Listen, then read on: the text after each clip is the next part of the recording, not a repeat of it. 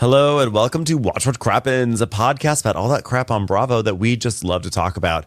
I'm Ben Mandelker, and joining me today is the wonderful and cheerful Ronnie Karam. Hi, Ronnie. How are you? Hi, how are you, Ben? I am just great. God, it feels like it was just a few hours ago that we were all the way across the country hanging out. And now look at us. Now you're in Texas. I'm in California. How did this even happen? Planes. Crazy invention.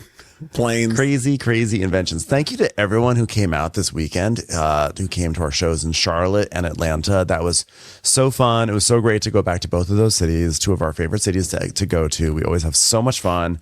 We had a great time. And today we're recapping the Real Housewives of Atlanta, which is kind of funny because I watched it in the Atlanta airport this morning, and now I'm here in LA to talk about Real Housewives of Atlanta, where I just was, and it feels like I should have stayed there to recap this. Feels wrong, but either way, before we dive also into at the Ponce Market. That's where we stayed. We stayed right there, and they were showing close-ups of it. I was like, "Oh my god, hi! We were just right there." Our first Atlanta show was in the Ponce Market at the City Winery, so every time they show that sign, I'm always like, "Oh, our first one!" And one of our listeners reminded us. She was like, "I was there at the first show when you guys did a 2 in one night." I'm like, "Oh my god." We were both like, can you believe we did 2 shows in one night? Yeah, we used to do that. We used to do 2 live shows in one night. That was stupid. It's wild. Yeah, it was stupid. So anyway, our tour is going to keep on going. We are going to the Lincoln Theater in DC this weekend, and then we're going to the Fillmore in Philadelphia the next day. That's going to be on Saturday and Sunday. We have kind of a funky schedule, and it's weird. We're going to do Southern Charms reunion part 1 in DC because we felt like DC is like it's kind of like borderline the South, so we felt like that should be in DC. And then for Sunday, we're going to do the latest recap for Summer House. So that's going to be several days after it airs. And so just, for those who will not be at the show or just going to be other parts of the country, thanks in advance for your patience. We just really wanted to do Summer House in front of a live audience, and it's really fun for us. So that is what the breakdown is going to be. Guess what we're going to do to make up for it? We're not going to make you sit around having no Crappens to listen to during the week. We're not fucking monsters. So we are going to start by popular demand, and we know it's late. We know it's late, but we are going to start doing White Lotus recaps for the final 2 episodes. We're actually going to do a catch-up episode today because it was one of the big episodes that everybody's been waiting for, a sword fight. That's all I'll say.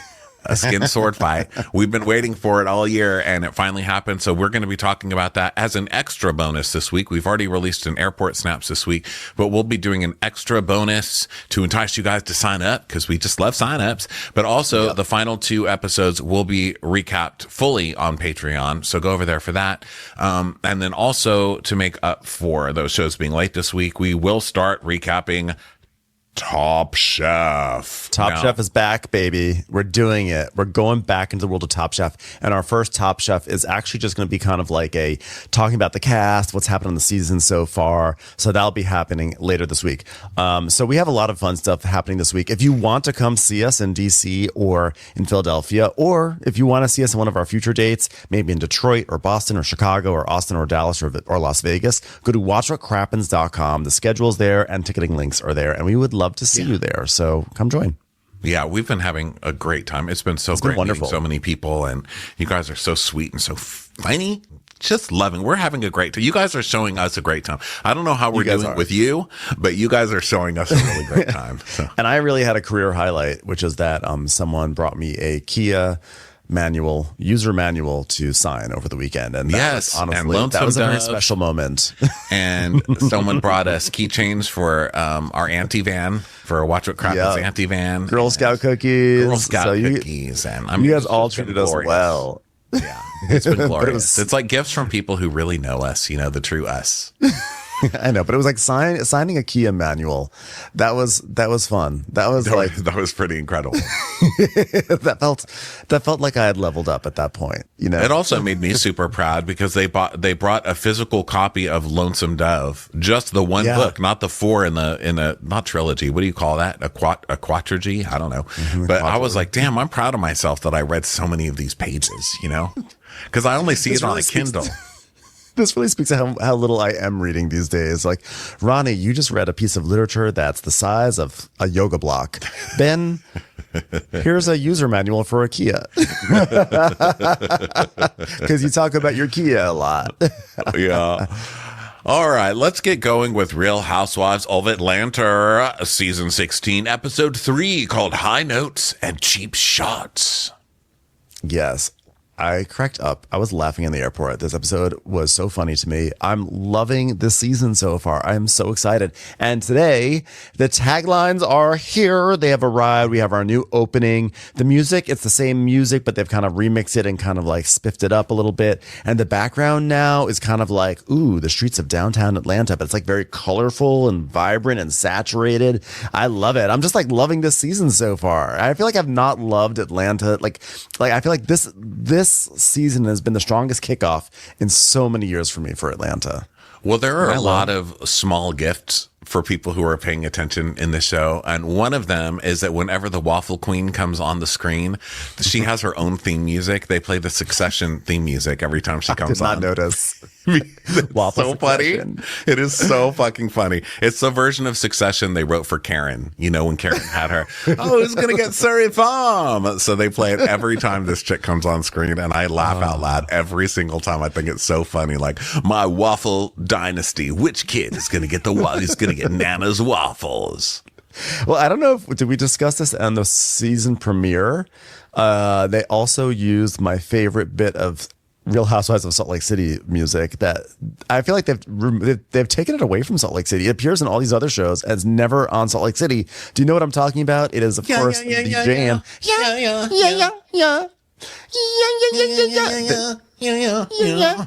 Yeah, they played it at Shamia's party. And I was like, there it is. There it is. So anyway, the taglines are here. Do you want to kick it off with Porsha? Sure. I snatched my peach back, but now I'm bringing the juice. Yeah, that's pretty good. I like that. That was I good. don't know, man. Like you've still got Hot Dog Man in your storyline. There's some things I just don't like squeezing juice out of. It's both Hot Dog Man and Simon. Keep your juices to yourself, Porsha. Your juices have been tainted by some pretty gross men lately, okay? Clean your juice before you spray it all over my television screen. Well, then we have Drew Sidora, whose tagline is very reminiscent of Countess Luann's one season. Hers is, "I'll always be upper level. Everyone else is in the basement," which is a reference to Ralph being cordoned off into the basement. But Luann had one that was, "I rise above the drama and won't settle for the lower level," which you may remember is a reference to when Luann was put in the basement at Ramona's house. She's like, "There was a spider above the sink. I'm in the basement. Could you believe it, girls?" And then it continued into, "And now I'm in the fish room. Wasn't it bad enough I got the basement?" So now we go over to Shamia, and Shamia's like, "+1, honey, I've always been that one." It's a little generic. You know, also because Apple One raised their prices because, you know, they trick you and they're like, Apple One is $5 and you get Apple Music, Apple TV, and storage. And now they're like, $5 million. So every time I hear one, I just get mad. But I like Shamia for the most part. I like Shamia. I have some thoughts on Shamia, but I like Shamia. She's trying not to be the wind beneath your wings. I think it's very difficult when you're the Barbara Hershey in a relationship. You know, you've got Bette Midler who's saying, "You're the wind beneath my wings," and Barbara Hershey's like, "Awesome, I got to do nothing and get cancer and die young." So, you know, I didn't even get any attention for this movie, and I never worked again very much, you know, but here's Bette Midler singing the song at every fucking funeral. Excuse you, Barbara Hershey didn't work very much. She was in the seminal ballerina film Black Swan, where she was true. So evil and so scary. And I remember seeing her I got to go to a party once and she was there. And I remember I walked up to her and I was like, "You were amazing in Black Swan." And she looked at me like, "Oh God, it's another gay." Yeah. But I mean, does she have the same, like, she didn't have the same control over people. Like, Bette Midler could be like, "Gays, go out and clean up the freeways." And we're like, "Oh my God, I love cleaning up trash on the freeway." You know, Barbara Hershey really just never had that pull. And it's because she was the wind beneath the wing. And so I think she was just she was the updraft. Yeah. So I think that Shamia's, she's trying to like put on the Bette Midler wig and she's trying to take over that role. And it's just going to take, it's baby steps. It's going to be hard because, I mean, Shamia came in as Portia's friend, like sidekick. And then she kind of became Candy's sidekick. And then, was that my computer that just made that noise? Did I just Something just beeped at my ass. It dinged. I think it was I think it was me. This is supposed to be Do Not Disturb. I guarantee that was my parents. Anytime it gets through, my parents have an ability to get right through Do Not Disturb. It does not matter what settings you have on. My parents will be like, they'll find a way. We have a question about the Apple TV, and like Apple's like, oh, there's an Apple TV question. We're passing this through anyone's Do Not Disturb. Yeah, but Shamia, she became because now don't they have Candy that thing which is like Ben asked not to be disturbed, but do you want to disturb him anyway? Don't they have that thing now? Now you can say like, I think disturb him anyway. I think so. You know what? It wasn't even my parents. Did you hear that one too? Or was that just my ear? No, the second, was there a second ding? I heard there was a second one just now. And that was, okay, you didn't hear that. Okay, thank God. My earphones, like I'm losing my mind. Okay, this is what happens when you fly across the country before your podcast. I cannot, this is what happens when you talk about Barbara Hershey and the Black Swan, is that you start to become the Black Swan. Like, do you hear that text message? Do you hear that? I wish. Go away. Oh my God, Black Swan. That's all I took from that movie. I was like, oh my God, her eating disorder is so successful. And she looks so good in eyeliner. Well, all I was just going to say was that Shamia and Candy, I mean, Candy has that song, I Rise Above. So that's literally like wind beneath. She's basically like, Shamia, you're the wind beneath my wings because I'm rising above and I can't do that without wind. And that's you. So Shamia's already in the Barbara Hershey role just by what Candy already sang. Yeah, that's what I'm saying. She's in the Barbara Hershey role and she's trying to be a vet, but it's going to take some time. We're going to need to give her some time to kind of warm up. I do miss Candy's. Candy was like, I like, I don't know what hers was, but like sometimes I sing and sometimes I fly. But Shamia is keeping the spirit of Candy alive because Shamia sort of has Candy's hair, like Candy's like original hair that she came on with, when Candy had like that sort of short hair. Similar, but she doesn't do the blonde. Yeah, it's not as spiky as Candy's original one, but it's sort of like round. It's very round on the top. Mm-hmm. So she has kind of like the Candy Burrs vibe, going on with her. Yeah. So she's kind of like the not Jocelyn Wildenstein. That's the lady whose face is R.I.P. Right? She just Who died. did Halle Berry play in that movie, that old time movie star? Jocelyn Wildenstein. Yeah. Halle Berry is Jocelyn Wildenstein just died like a month ago, and her obit. I'm going to tell everyone after you're done listening. Dorothy Dandridge. That obit. It is wild. Dorothy Dandridge. Oh yeah, I saw that movie. Didn't Shonda Rhimes write that or direct it? I don't know. It's something for everyone to think about. Okay, here is Kelly. Okay, Jocelyn Wildenstein's. Hold on, I want to read Jocelyn Wilden. By the way, if anyone is coming here for a recap that makes any kind of sense, you're in the wrong place. We're not there today, so just come back. I kind of feel like our post airplane recaps, the new late night recaps for us. I think we're just going to be insane, and we're never going to stop.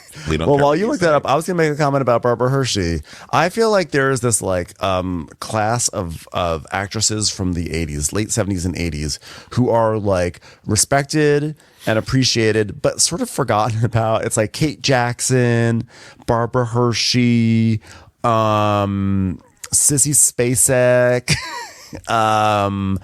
who is Amy Madigan. It's like they worked. Holly Hunter was sort of in that group, but I think she to quote Candy Burrs, she rose above. I think she transcended that group. We all know them. And I think us gays, when you mention them, the gays are like, oh my God, I love Amy Madigan. But the truth is they never quite got the gravitas of like a Bette Midler, Yeah. And I feel like Barbara was in that group. They're all just wind. But we all need wind. Now, I will say this about the Jocelyn Wildenstein obit. They're doing that thing where they make you pay to read it. I'm sorry. Something should just be free. Like if there's a natural disaster coming, I shouldn't have to subscribe to your fucking newspaper to read it. You know what I mean? Like you should tell me, like your house is on fire. Like, but pay for a subscription to find out, where it started. No, tell me. And if Jocelyn Wildenstein dying is important news, I'm not paying you for it. Sorry. It is very important news. Speaking of, we'll be featuring that on our paid only Patreon this week. Okay, so who's next? Okay, I'm next for Kelly. Hers is, I'm a mom of 4 girls. Give me attitude and I'll ground you too. Wow. Well, first of all, I'm disappointed in this one because I feel like there should have been a waffle pun. Like, I don't know. Yeah, it should have been like, I have strong opinions and I never waffle. Exactly. But she probably didn't want to say never waffle because it was against the brand. You're right, Maybe something like, don't waffle with me. Otherwise, I'll hit you with an iron. Maybe too violent. Waffle with me and I'll cook you. Yeah. Yeah. But I feel like the I'll ground you too. It's like, it makes it sound like she's like, I have 4 girls and they're permanently grounded. So now you will be grounded too. My daughters don't get to do anything. They're grounded. So yeah, I don't like that one either. And then we have Angela, who's like, if you want to find the shade, just look for the oak. I feel like it's forced. I appreciated, like, I think coming on the heels of Kelly's non-waffle pun tagline, I was so thirsty for an appropriate pun that I was like, I accepted this oak pun, but in a vacuum, maybe not the best. I think we could do better, but I really like her. I'm expecting Angela to be the new star of this show. She hasn't really become the new star of this show, but I'm expecting her to, and I can see her really doing all the necessary things, having the necessary conversation. Like when she tried to talk shit with her daughter about the other ladies, and she's like, why are you talking shit while dad's making, 97 pounds of fucking broccolini or whatever or Brussels sprouts, whatever he was doing. She's getting there, but she's just not there yet. So I expected something a little bit better, but she deserved a better tagline, but I love her so far. I think she is so funny and she's shady, and I like that she's like older than the rest because I'm always going to gravitate towards the oldest one in the cast. So I'm totally, I think I've like chosen her as my favorite so far, although I really like Kelly too. Okay, so now we'll go to Britt. Britt says, excuse me, let me put on my apparatus. I'm pretty and paid, and of course there's haters trying to shade.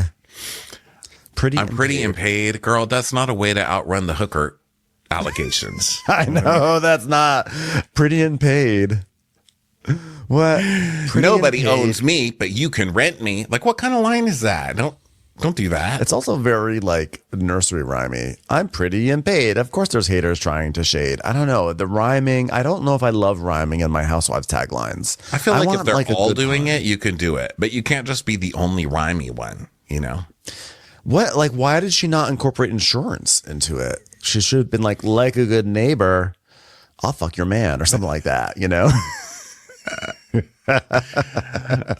I may not be very progressive, but my insurance is. I'm progressive and I've got good hands. Yeah. Okay, so those are the taglines. It's time for a commercial. It's time for a Crappens commercial. We start over at Britt's house, and Britt's painful. Just honestly, I don't even think she's done anything all that wrong yet. It's just that nose. I just feel so bad. I feel like someone conked her on the nose and it just permanently flattened it like in a cartoon, and it won't ever, and it's not the look of it. It's just the sound. It hurts my ear. So, she's with Mike, the most uninterested husband of the season. Every time they show Mike, even if he's not chewing on something, he's doing that thing where he's like he does not want to be there. He's got an imagined toothpick in his mouth every single time he talks. If you're if you're the most disinterested husband on this season, and this is the same season that has Charles Oakley and one guy like stuck in a basement, that's saying something. Okay. Like that shows you're really disinterested. Yeah. But so they're gonna have Mike's family over. And so I also think that Britt and Mike are revealing themselves to be in like the Drew Sidora sort of space of wealth, which is to say not that wealthy, but trying to act like they're wealthy, because they have this like private chef there, but I feel like they've never had a private chef before because they invite over his family, and Britt's assistant is there, this cute guy, and he's wearing like a full-on tuxedo, and he's handing people like paper plates of scallops. And I'm like, have you ever cooked for people before? Like, have you ever? No, they're trying to make it like she has her parties all catered. Like, girl, you just had a scene last week where you were talking about your husband not buying you like real marble on your finishes. You know what I mean? And this week she's like, look at us. We have catering every week. And you know she doesn't, because the chef is wearing a t-shirt with his brand as big as possible on the t-shirt. Yeah. You know? So you know she's getting this for free. And that's fine, but I don't need a pretend rich person. You know? Exactly. I prefer someone who's like, I'm middle class, but I'm going to be richer than all these ladies. Yeah, there was something about like, it's like, oh, we're just gonna have some lobster tail, and my assistant is in a tuxedo right now. I was like, but you're still in your like kind of suburban kitchen, and it's like all casual. I just felt like they'd never done this before, and they were like, maybe if we want to be like fancy folks, we'll put someone in a tux, and lobster, definitely lobster. Like, what is this little meal? Because even the kid, one of the kids is like, lobster, don't you think that's a little too fancy? Even the kid knew. Like, shut up, kid. We do this every day. He's like on Yelp. He's on Kid Yelp. Be like, stars. And I always think of restaurants, because I had a chef when I was working in restaurants one time be like, the funniest thing about lobster, they're the trash of the sea. Everybody knows it.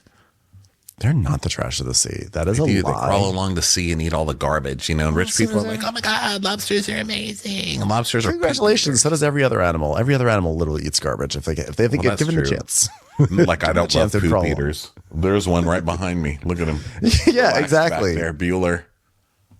We're all acting like all our pets aren't sniffing each other's asses and stuff. They're all down there. Well, the only ones who aren't crawling along the bottom are those like are truly just like fish. You know, like a tuna's going to stay right mid sea level to ocean. Oh, look at this guy. He looks like he had a big portrait of a poop big eater. plate of poop. He had a lot of poop today. Bueller, he's like, poop coma. Starring Barbara Hershey. For those who are listening at home, Ronnie has moved out of the way, and we can see that Bueller is passed out on the sofa from eating too much poop today. No, he did. Like he a common He lobster. doesn't eat it now, but he did when he was a puppy. Puppies are the worst poop eaters of all time. Well, anyway, the point is this. Don't eat poop. And like this meal just cracked me up because it just was so put on, right? So she gives us some backstory. And she's like, I've dated all these guys, and they're just like super over the top, you know, stunting, flossing. And I was like a huge video vixen in high school, so I was like a bad bitch. And I was like in all the music videos, so I've been lit since day one. But then when I met Mike, he was just very reserved, and I decided, okay, I can stop having fun for the rest of my life. So I decided to get with him. Yeah. I really am attracted to a guy who doesn't need to look cool, and he just, like, he doesn't even spend money on real toothpicks. He just has pretend ones in his mouth while you talk to him. And he's like, yeah, that's me. So the big conversation here is, we're going to get a real ceremony soon because they had the Vegas wedding or the City Hall wedding. And this man is not going to spring for your real marble countertop. He is not going to spring for a wedding. This man is cheap. Okay. We know this man is cheap. And sometimes that's a great thing because they'll save your money, you know? And I feel like a lot of times on this show, nobody's saving their money, but this man is going to save that money, but she is going to get that ceremony because now a couple of cast members are doing this. Now she's on reality TV, and that's a storyline. You know, she wants her, she's already going to go for a wedding spinoff. And then Angela Oakley later is like, oh, shouldn't we renew our vows, honey? And he's like, oh, for fuck's sake, no. Oh, I was so sad when she said that. I was like, but I like you two together. I don't want you guys to get divorced. So the other thing about Britt that we learned is that she used to date Rick Ross, which, you know, that's exciting for her. And then now all the lobster comes out, and there was a lot of bragging I didn't really understand. Well, Rick Ross was like, I mean, he still is. Well, I guess it's when you dated Rick Ross, right? When imagine if it was just some guy named Rick Ross. It wasn't the Rick Ross. it was Rick who owned Ross Dress for Less. Yeah. Now I would date that motherfucker. Yes. Yeah. Now, that's a man right there. So yeah, she dated him, and then now they're just sort of making small talk at the table because basically, Britt she's kind of just like gearing up so she can have a scene with her sister-in-law. So she's like talking about how she met Kenya and how Kenya was kind of shady, but like as long as Kenya keeps it cute, everything will be cool, you know. So eventually, Britt, out of nowhere, in the middle of their nice lobster dinner, is like, hey, she says it to her sister-in-law, Natasha. Hey, do you want to go downstairs so we can talk? So in the middle of dinner, they just go down to the basement. So Britt she has can a tell champagne room. Oh, yeah, or what she kind of refers to, like she kind of insinuates is her champagne room. So they go downstairs and there's this whole other room because she's trying to do a Shamia now. Like, I have a separate room where we can talk. I'm rich too. By the way, I have to just say Rick Ross is still pretty hot. I mean, he's still hottish. Rick Ross is hot? I mean, not hot, but I figured time probably did a number on him, but he still looks the same to me. He has nice furs and gold chains. I'm looking at him right now. Yeah, there was one time when I was an Uber driver when I had to pick up someone and I had to like drive them. Like Rick Ross was like not a van, but he was like in a Sprinter van or something, or like an SUV, and I had to like bring a musician to his van. Man, God, the confessions. Isn't that so weird? Confessions of a trafficker. No, it wasn't. It was just like an aspiring musician who was going to have a meeting with Rick Ross, and like that you picked Rick up Ross from Nickelodeon and took over. What the hell? No delivery. No, but there were all sorts of. God, I loved being an Uber driver. There's just so many random things. I think being an Uber driver in LA is fun because you get to every now and then you get to like take someone to like a famous person's house, like or like a randomly famous person's house. Like I once brought someone to Simon Cowell's ex-wife's house. What's her name? Terry or whatever. She's like a correspondent extra. And I was like, ooh, I now know where that lady lives. The power of knowing where that extra correspondent lives in 2014. It was very exciting. Just another infinity stone on the meaningless wrist of life. And one time I picked someone up from Avicii's house, R.I.P. And it was like a Swedish guy. And he was just like talking. He's like, yeah, I'm staying with my friend. He's a DJ. He's pretty famous. I was like, oh, really? He's like, yeah, his name's Avicii. Do you know him? I was like, of course I know who Avicii is. Yeah. And now I can say I picked someone up from Avicii's house, and I will use this sometime in about 11 years on a podcast. Yeah. Or as I used to call him, Avicii. Okay, so here we are. Britt is talking about wanting a ceremony, and the sister-in-law's like, he better give you one. He's sure cheap.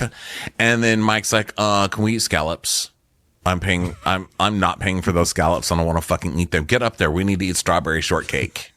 And then we find out a little bit about Britt. And she says, my dad was a huge business professional in the orange industry. No. Did she say that? Did she say the orange industry? I just heard. I was watching this in an airport, so maybe I just heard her say that he was a huge professional, but I didn't hear the orange industry. That's what's in our notes. I don't know. But people do eat oranges a lot still. So there is an orange industry. Okay. It's called Tropicana, not Tropicanta. Okay. It's a thing. Yeah. And so he worked really hard and he left behind when he passed away. He left the mom a $2 million life insurance policy, but she didn't get it because he was in between jobs. So I guess it didn't transfer from. That's crazy. That's crazy, right? Work? I mean, I get that health insurance is like that, but is life insurance like that too? That makes no sense. By the way, that's such bullshit that health insurance is tied to your job and you're stuck to your job forever because you can't get health insurance because health insurance is $9 million now and covers fucking nothing. Fuck you, health insurance. How are we not rioting in the street other than the fact that I'm exhausted? Okay. Well, yeah, I mean, they got a little violent there in December. So then we had only one person. Well, that's pretty violent. Someone got murdered.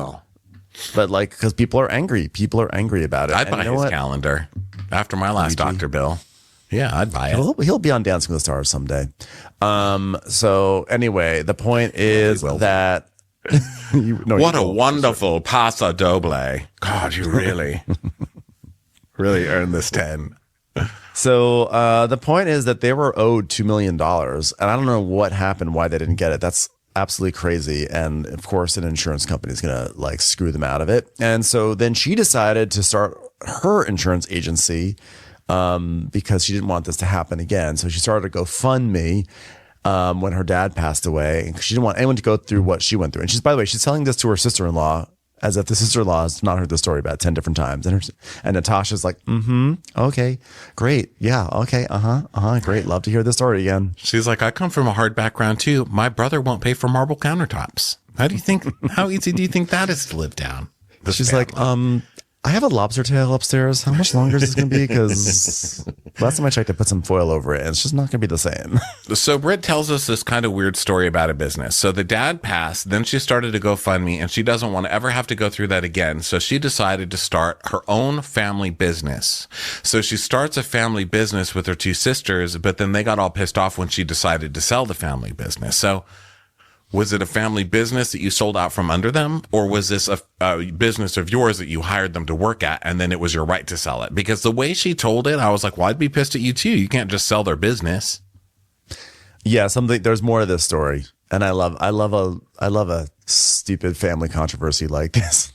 You sold the family insurance company. So I definitely think there's more than meets the eye. This is like a Danielle Cabral level thing, where Danielle Cabral's like, I don't know what happened. I made a joke and now my brother won't talk to me anymore. I'm like, we know it was more than a joke. You make a couple of innocent TikToks and finally you got a brother who wants to start some shit with you. Yeah, I feel like there's a larger story to be told. And I'm excited when it finally bleeds into the tabloids. So Natasha's like, you push family so hard. We shouldn't even be having this conversation. We got to fix that. Also, again, lobster tail upstairs and some nice sides. I'd like to get back to that, please. Yeah, so the husband, Michael, is like, get up here and eat the strawberry shortcake. And he goes, it's even got a little lemon twist. And she goes, not a lemon twist. So I was like, yeah, just please at least pretend you've had catering before. Come on, man. But by the way, there actually is some more context to the story because Britt actually says more. She says that she brought her sisters into the business and she said that her older sister felt like she was too tough as a boss. So she left. And then her middle sister, she got very complacent. So Britt had to fire her sister. There's stories here. I can't wait to hear. Yeah, I want to see these stories too. Okay, so then we go to lunch with Porsha and Kelly at a place called Lock and Key, which is interesting because I think Porsha's been locked out of her house now like 5 times. So I would think this would be a triggering restaurant to take her to, but here we are. There's a joke in here about Ralph in the basement. I just haven't quite articulated it yet. So Porsha is like saying that she's been refraining from drinking. She's like, but I need whatever is strong enough to deal with whatever Kelly's bringing. So I need Hanisha to come down and help me with this. Yeah. She actually says, I've been refraining from drinking, which it's good to see that Porsha's still Porsha at the end of it. I'm refraining from drinking. Yeah. Yeah, I got that too. So Kelly shows up and she's like, well, and it's like the Succession music. That's how you know Kelly's coming. It's like the pianos from Succession. So, so she's like, well, I'm not drinking today because this is a scene where they're supposed to hate each other. And so she's like, I don't know this girl at all, but I'm optimistic about seeing a different side to her. I'm not going to be mean to the only person who actually makes fresh carbs. Kelly's like, yeah, the vibes are definitely off. However, I do have an upcoming event at Bama, which she says Bama about 45 times this episode. Like, sorry, got an event coming up later today at Bama. I feel bad that even Balmain or Balmain, how do you say it? I mean, I don't know. I'm too poor. I think it is Bama, but she says Bama so many times. I feel bad that Balmain has to like do this kind of an event because it seems sad, like Balmain doesn't seem like it should have to do this where they're like, we're going to give 10% of your Balmain to poor people. How about 90%? Okay. Are you that desperate for sales that you're going to like turn this into a fake charity thing? Poor Balmain. They've really fallen. It's just funny because it feels like fashion houses. They shouldn't even care about the rest of us. They should hate us. And so it's like weird that they're like, we're going to do something that's charitable. We're like, what? Yeah, they're like, we're going to give 10% of this to starving people. Just kidding. We love starving people. Well, you never know what's going to happen at Beaumont. So basically Kelly wants Porsha to come to her Beaumont event. And so she's going to play nice. So Kelly, we see a flashback that Kelly invited her. She's like, I would love you and your beautiful daughter to come visit this Mommy and Me event at Beaumont. And by the way, you can tell Beaumont Corporate was like a mommy and me event at one of our stores. Someone got fired over this. Someone was fired. Yeah, someone got fired. Someone heard like a mommy, you're inviting children to a Beaumont on purpose. Get out. I have to say, like, I'm no joke. When she said that there was going to be a Mommy and Me event at a Beaumont, I thought maybe I misheard this. Maybe this is like a place with like a ball pit or something, like ball something. Like I was like, or a pizza place. I was like, this surely not a Mommy and Me event at a Bal Mont. I didn't know that was allowed. And isn't that like the first rule of fashion? No Mommy and Me events. I don't know. Am I crazy? I just can't imagine Kelly Catrone signing off on such a thing. No, she'd be like, cry outside. Okay, so Porsha decides she'll make up with her. So she's like, I mean, I don't understand that energy you're putting off today. I mean, I don't know what to expect. And she's like, what energy? She goes, I mean, I don't know. You just have so many different personalities, you know? I don't know none of them yet. And she goes, oh, really? I have different personalities. Like she's trying to do this like bad bitch attitude. And Portia's just laughing at her the whole time, which is cracking me up. Portia's like, girl, I'm not giving you this. You are new. You don't get to have like some epic war with me the whole season. No, go fuck with Kenya. No. Yeah, that's exactly right.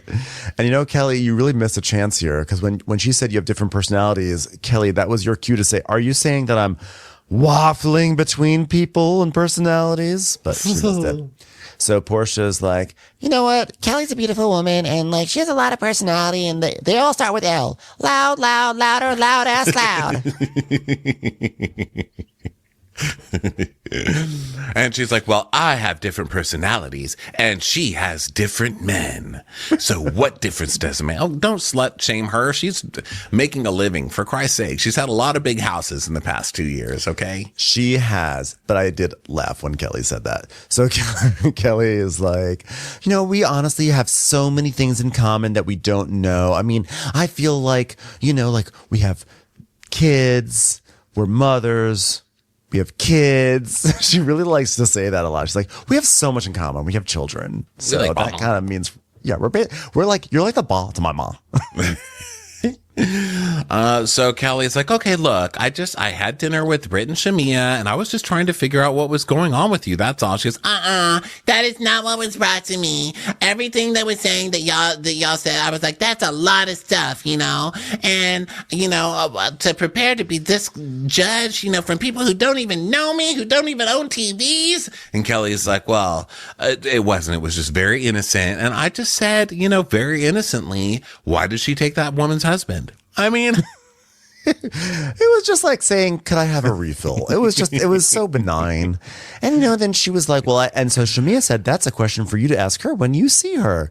So Portia's like, wait a second. My best friend told you to approach me at her birthday party? I'm like, I don't think that's what that meant. I think it just meant like, if you have an issue with her, you ask Porsha. Don't put me in the middle of it. But Porsha takes it as, wait a second, Shamia told you to set me up at a birthday party on our first day of shooting a group event? Well, it's very Porsha because she's like, listen, you're not important enough to fight over something stupid, but I will make something up. You know, I will make a reason up to fight with Shamia because now they're making her the star of my show. And she's supposed to just be my friend, you know? So she's like, I'm going to start shit with Shamia. Why? No reason. Really don't have like one, but I'm going to make we have a right reboot. Now. We need to do something. You know, I actually have to say, you know what? You know, normally I would say, you know, you should always believe your bestie from high school over the newbie who's coming in. But I think this maybe indicates that Portia's saying, hey, we got to like kick things up here in Atlanta on this show a little bit. So sure, if it means that I have to go fight Shamia, I will do it. I will do it for the show. And I appreciate that can-do attitude. Well, and Shamia gave her a little attitude when she showed up late and like got into her scene about the car, like gifting the car. And then Shamia was giving her attitude in the closet behind closed doors where she was like, not cool, Porsha, or whatever. Yeah. So Portia's like, oh, really? This girl thinks she's going to come on and take over my show? Well, I'm going to start a fight with her now over telling me. Because in a normal episode, if Shamia didn't tell Porsha that and this girl came for Porsha would be like, you knew she was going to do that and you didn't tell me, or you didn't tell me that she was, you know. So Portia's just grasping, but I like it. Yeah, I support it. I think it's great. And Portia's like, you know, Shamia knows that I'm going through a divorce right now, and I just don't see why she would do that. I mean, why would my friend set me up to be ambushed by Toto? So Kelly's like, well, we can tell her we cleared the air. She goes, whatever, you're a troll. And she's like, excuse me. And she's like, yeah, you know, I was just coming to have a good time. And she goes, oh, no, you like the ping pong with me a little bit. You like it. She goes, okay, at least you give energy. I like you. So they decide to be friends. But she said like, you're a troll, but you're like, what did she say? Like a glamour troll or something, a golden troll or or something. She made like a nice troll name for her. Yeah. And then Kelly tried to keep up. She's like, well, can I at least be the pink troll? So, she called her a treasure troll. Oh, treasure troll. That's what it was. Yeah. Yeah. So then we go to Drew in her studio, which cracks me up every single time. She's like, guys, hi studio people. It's me, Drew. God, you might have seen me on a lot of posters on Tubi. And I've been in Puerto Rico. Okay. I've been in Puerto Rico and I just did a whole movie of me screaming. We shot for a grueling 3 days. It was rough. Yeah. It was called The Pass Out. And it was just a lot of work. Oh God. To be a working actress is a blessing. And now I'm here with you guys. God, I just thank you so much for being patient with me right now. So she goes into the booth and she's like, I'm not too good at keeping secrets. Everybody knows I'm not too good at hiding weakness. You got me, it shows. Sausage comes in a casement, but you can't see it because you live in a basement. Also, they show her, we see her singing to track. Because, she probably hasn't learned this song and can't find a key. So they show, they play the track of her singing, and the difference between the on-key auto-tune track and whatever is coming out of her mouth it's glaring. It's a glaring difference. But she doesn't notice, so she's really happy. And she's, of course, invited all the girls to come over and watch her sing and act like she's, doing her first country album or whatever. She's like, girls, please, stop the cameras, stop the recording. My lovely girlfriends are here. Girlfriends, please. Girls, gather around. Hold on. Please, if Barbara Streisand calls, tell her I'll reach her later. Okay. Hello, Angela, Cynthia, and Kenya. Please sit down. Welcome to my studio. Sorry if I sound a little hoarse. As I mentioned before, shooting so many movies right now.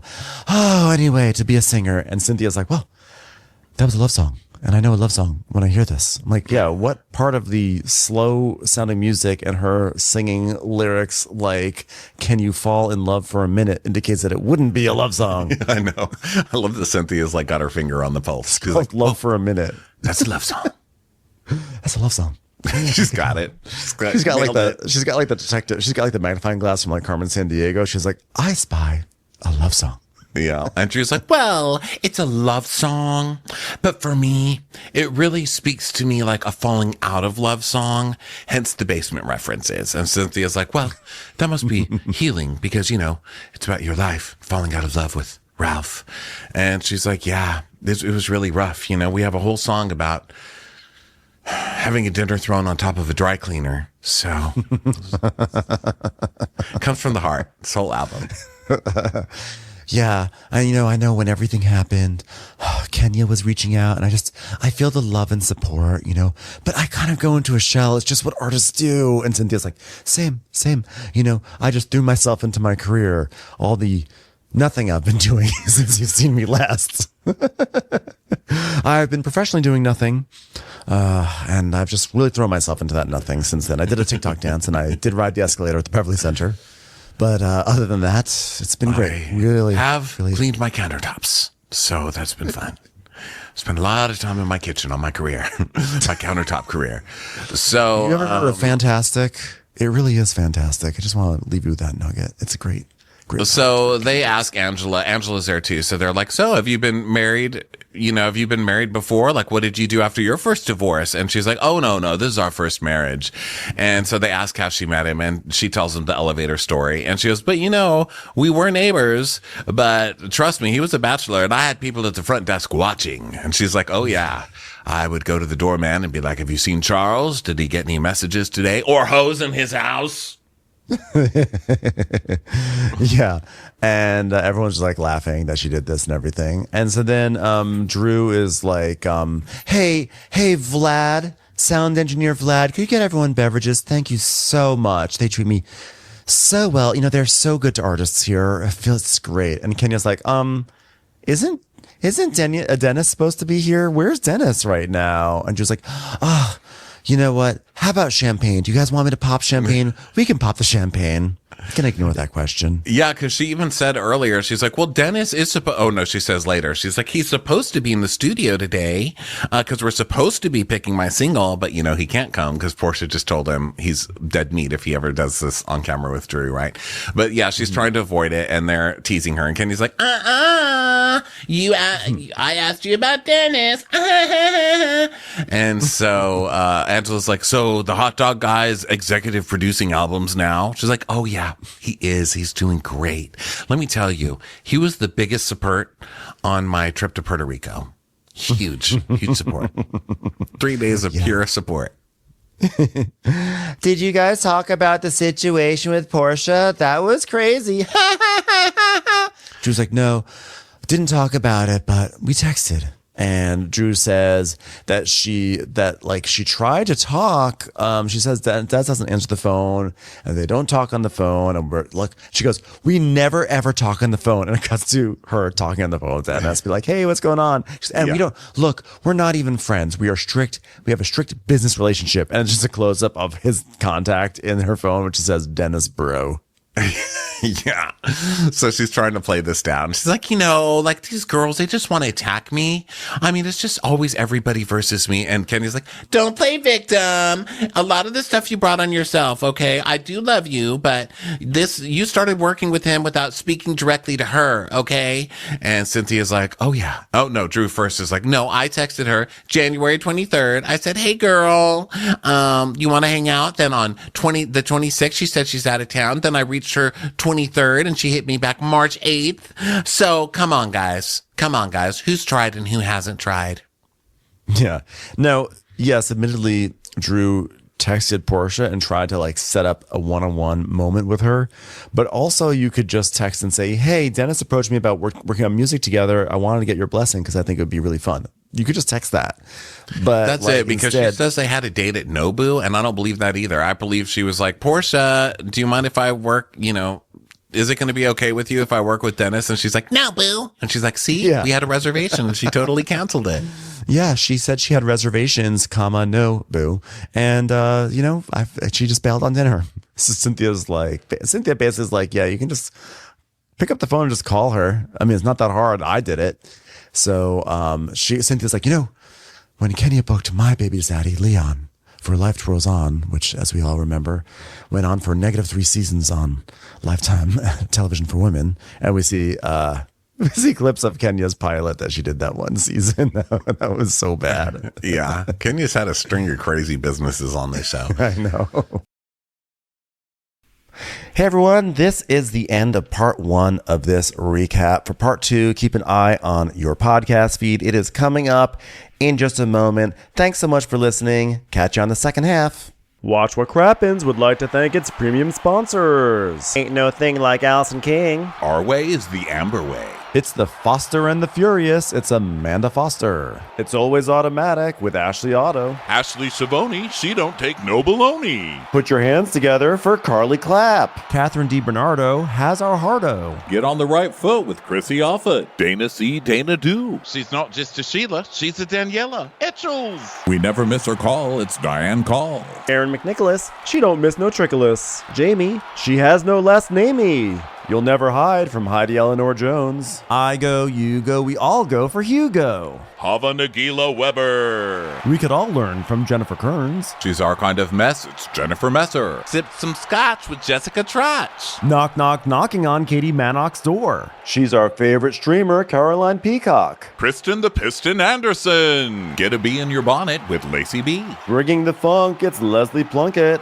She gets an A from us. It's Lindsay D. Let's give a kisserino to Lisa Lino. Fresh as a daisy, it's Maisie McHenry. We love her on the rocks. It's Melissa Cox.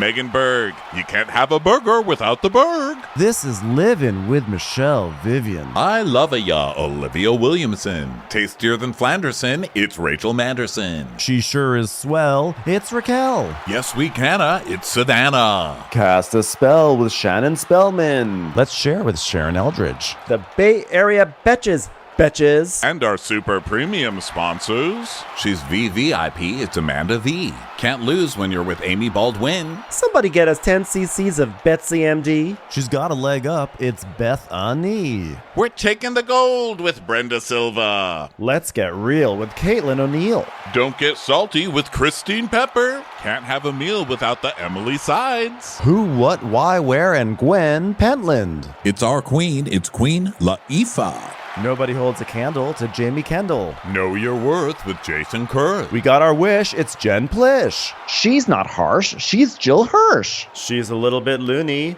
Junie. My favorite Murdo, Karen McMurdo. She gets an A, it's Kelly B. We love him madly. It's Kyle Pod Shadley. We're ride or die for Lisa Ryder Barron. She's a whiz. It's Liz Sarthy. Always killing it. It's Lola Alkalani. The incredible edible Matthews sisters. She eases our woes. It's Melissa St. Rose. Give him hell, Miss Noel. She's the queen bee. It's Sarah Lemke. Shannon, out of a cannon, Anthony. Let's take off with Tamla Plain. She ain't no shrinking Violet Kuchar. We love you guys.